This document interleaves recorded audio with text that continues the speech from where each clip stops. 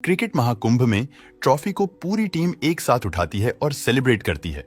हर final match के बाद इस ट्रॉफी को विजेता टीम को दिया जाता है, लेकिन हर बार विनिंग टीम को मिलने वाली ये ट्रॉफी आखिर बनाई कैसे जाती है और इसका वजन कितना होता है। तो चलिए वर्ल्ड कप में दी जाने वाली ट्रॉफी के बनने की प्रोसेसर की बात करते हैं। वैसे अगर आप सोच रहे हैं कि इसे कहीं स्पेशल जगह पर तैयार किया जाता है, तो जी हाँ, बिल्कुल आप सही सोच रहे हैं। इसे फैक्ट्री की तरह ही एक जगह पर तैयार किया जाता है, क्योंकि ये काफी ज्यादा महंगी होती है। आपने अगर ट्रॉफी को देखा होगा तो आपको इसके डिजाइन देखकर अंदाजा लग ही जाएगा कि इसका डिजाइन कितना क्रिटिकल है। इसे बनाने के लिए सबसे पहले इसकी डिजाइन को तैयार किया जाता है। इसके बाद जब इसका डिजाइन पेपर पर तैयार हो जाता है, इसके बाद इसे सोने और चांदी के मेटल से तैयार किया जाता है। इस ट्रॉफी का डिजाइन और इस पर उकेरी गई डिजाइन क्रिकेट वर्ल्ड कप से रिलेटेड ही होती है, जिसे हम आपको समझा देते हैं।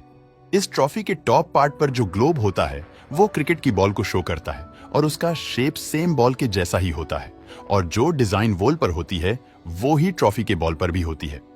जब हम इस ट्रॉफी के पिलर्स की बात करते हैं तो इसके पिलर्स क्रिकेट के स्टंप्स को शो करते हैं। इसे बनाने के लिए सबसे पहले सोने और चांदी के मेटल्स को लिया जाता है और डिजाइन के अनुसार ही ट्रॉफी को तैयार किया जाता है। इसके बाद वर्ल्ड कप ट्रॉफी के अलग अलग टुकड़ों को बनाया जाएगा। इसके लिए सबसे पहले ट्रॉफी के बीच के पार्ट को तैयार किया जाता है, जिसमें पिल्लर आते हैं, और इन्हीं पिल्लर्स पर ट्रॉफी के ऊपर का पार्ट टिका दिया जाता है।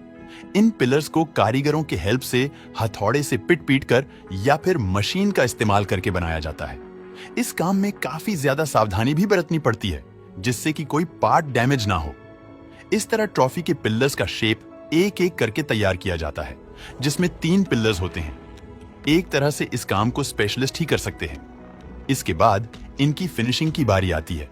अगर इस बात को आप नहीं समझे तो हम बता देते हैं। पॉलिश किया जाता है, जिससे ये पूरी तरह से क्लीन और चमकदार हो जाती है, और ये करने के बाद इन्हें वॉश किया जाता है। वॉशिंग करने के लिए सिल्वर प्लेटिंग का इस्तेमाल किया जाता है।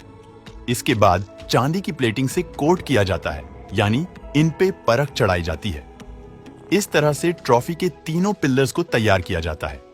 अब इसे दूसरे पार्ट में जोड़ा जाएगा, और इससे पहले हम ट्रॉफी के टॉप पार्ट को तैयार कर लेते हैं। ट्रॉफी के टॉप पार्ट को तैयार करने के लिए गोल्ड मेटल्स का यूज किया जाता है।